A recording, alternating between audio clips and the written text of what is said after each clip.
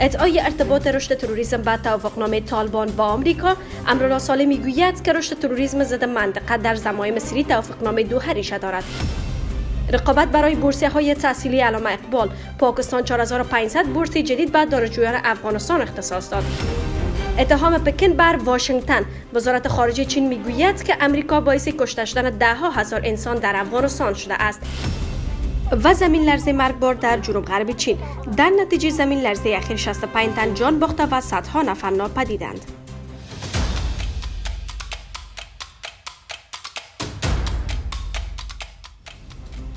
سلام و وقتتان بخیر. به خبرهای ساعت 10 با من زهره کریمی از آموز نیوز خوش آمدید. معاون رئیس جمهور پیشین افغانستان میگوید تحویل دهی افغانستان به طالبان و در پی آن رشد معمای تروریسم ضد منطقه در ضمایم محرم توافقنامه دوحه ریشه دارد. امرالله صالح پرسش‌هایی درباره جزئیات ضمایم توافقنامه دوحه میان آمریکا و طالبان از جمله علت پنهان بودن ضمایم مطرح کرده است. آقای صالح میپرسد چرا طالبان از اسم این ضمایم خجالت میکشند؟ چرا کشورهای منطقه از پروسه سال تحریم شدند و بیرون گذاشته شدند؟ معاون رئیس جمهور پیشین افغانستان نوشته است که بدون رونمایی از ضمایم توافقنامه دوحه نمیتوان به این پرسش‌ها پاسخ داد. امرالله صالح در یادداشتی که در صفحه فیسبوک خود منتشر کرده ادعا کرده است که طالبان وسیله برای تقلیل افغانستان به باطلاق استراتژیکند تا قدرت‌های زینفه بتوانند با کمترین مصرف از این موقعیت منطقه را به بی‌ثباتی و بحران فرو برند.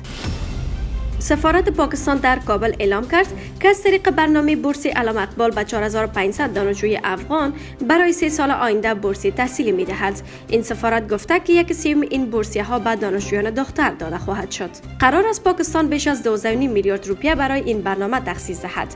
در اعلامیه سفارت پاکستان آمده است که تا حال دانشجویان افغانستان از طریق بورس علامه اقبال در رشته‌های پزشکی، مهندسی زراعت و تجارت در دانشگاه‌های پاکستان تحصیل کرده‌اند.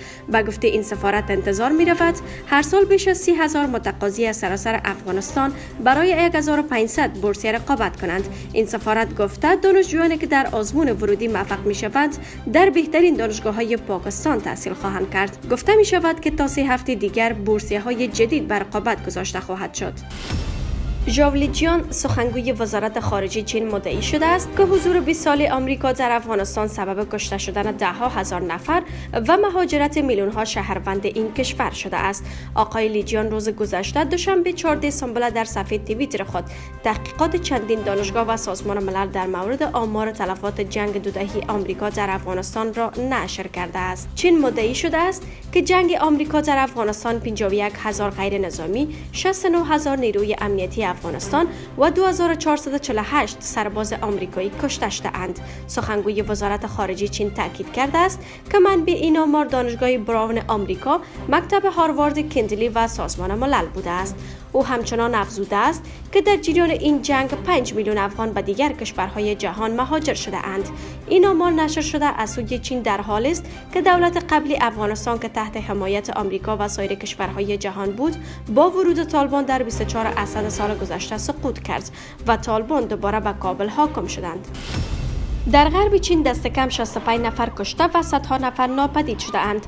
گروه های امدادرسان هنوز در تلاشند تا افراد گیرمانده زیر آوار را نجات دهند. الجزیره نوشته زلزله باعث رانش زمین شد و ساختمان ها تا 200 کیلومتری مرکز زلزله نیز تکان خوردند. رسانه های دولتی بامداد روز سه‌شنبه گزارش دادند که حداقل 200 نفر در این زلزله کشته شده، بیش از 200 نفر در منطقه دورافتاده گیر مانده و بسیار افراد دیگر مفقود هستند. در گزارش ها آمده که حدود 150 نفر در سطوح و درجه های مختلف زخمی شده اند.